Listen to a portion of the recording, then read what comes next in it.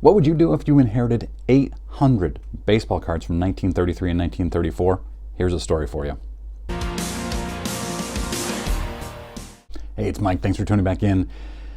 Attic Find Friday on Saturday. I found a handful of new Attic Find Fridays, so I've got a few more to go, thankfully. Hopefully you guys aren't sick of these yet. This comes from Just Collect, Leighton, Sheldon, and it doesn't have quite the resolution that I would like at the end of this. And I went to Just Collect's Instagram and their Twitter, and Leighton Sheldon's Instagram and their Twitter. And for some reason, they don't have the grade reveals for a lot of these cards, especially the big ones. But we are going to just make some estimates. So first of all, Leighton Sheldon and Just Collect are located in New Jersey. They get a lot of calls. He calls himself a card treasure hunter. They get a lot of calls from people who would like to have a free evaluation of their collection and potentially have Just Collect buy the collection. And this one was from Arizona, and he says that he wants people to include photos of the best cards from the collection. And he received 50 photos, and they were all from 1933-34, and there were a couple of Babe Ruths. And he says it was just a couple, but it was enough for him to be intrigued. But 50 photos, and only a couple of the photos are Babe Ruths. It made him wonder, how many of the big cards might be in there.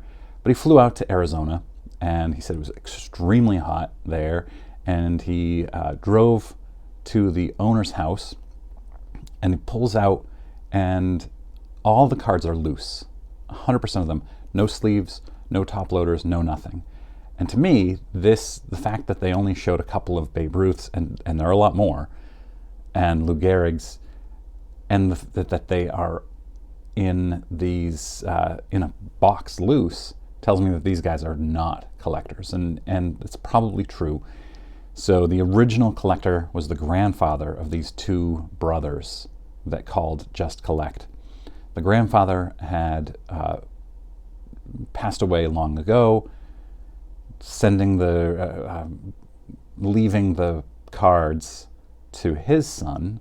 And then his son had recently passed away. This was in late summer of 2022 that Just Collect received this call.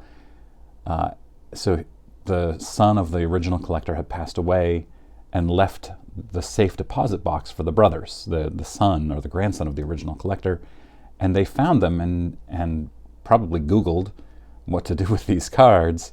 And so Leighton Sheldon showed up. They were all loose. And he started going through them, and he was shocked.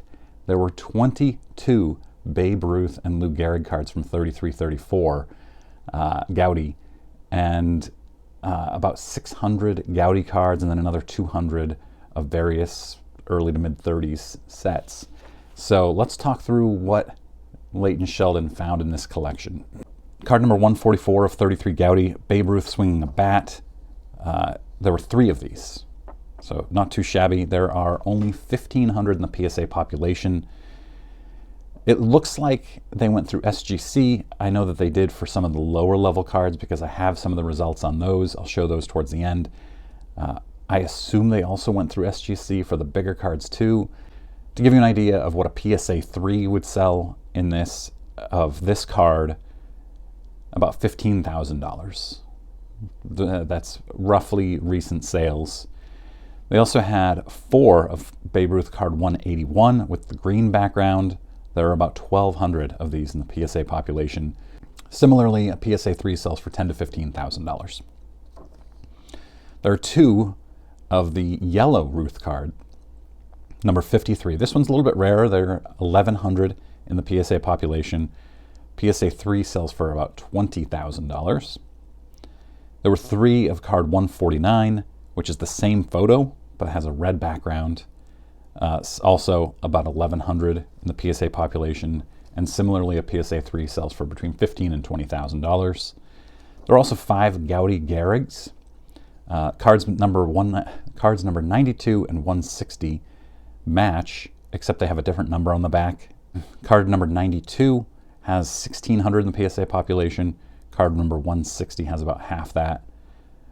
They also had 3 of card 67 Gehrig 1934 Goudey with the yellow background, absolutely classic card, very, very popular with collectors. And then also 2 of card 61 where he's got a bat on his shoulder, I think. Of course, Gehrig won the Triple Crown that year, 1934. There were also cards of Rogers Hornsby, Charlie Gehringer, Mel Ott, Jimmy Fox, Tris Speaker, and others.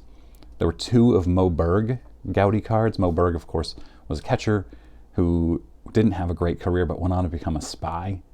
So really interesting story, very popular, and low pop on that, interestingly.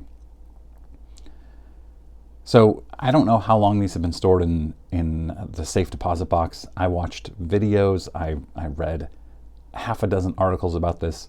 Unfortunately, there aren't as many details as I would like to have from a story like this. But Leighton Sheldon says that he went through all the cards. He spent about 4 hours in their house just assessing the condition of the cards. And then he made an offer to them. And one of the brothers said, well, I Googled this card and it sold for however much, hundreds of thousands of dollars. And he had to explain to them the difference in condition. And they disagreed that it was different. And he was trying to show them the difference in conditions. Like this one was a 5. It was already graded.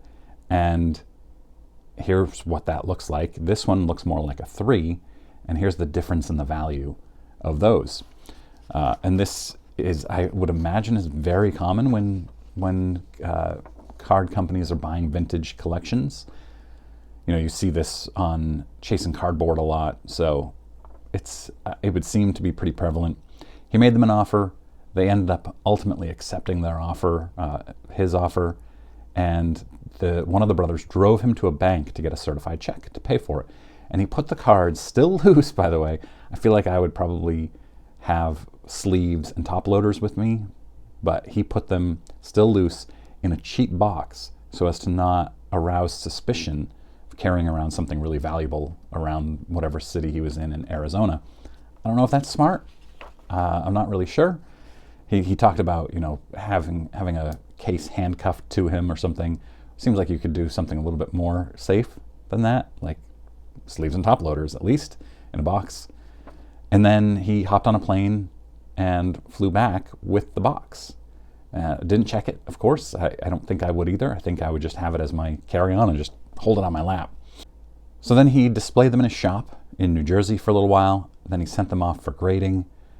The grades came back as expected on the more common cards. You can see you got some Gehrigs that came back authentic and 1, which were obviously going to come back those. He thinks that the original owner was a big Yankees fan and maybe worked at a confectionery or even maybe at Goudey, but he's not sure.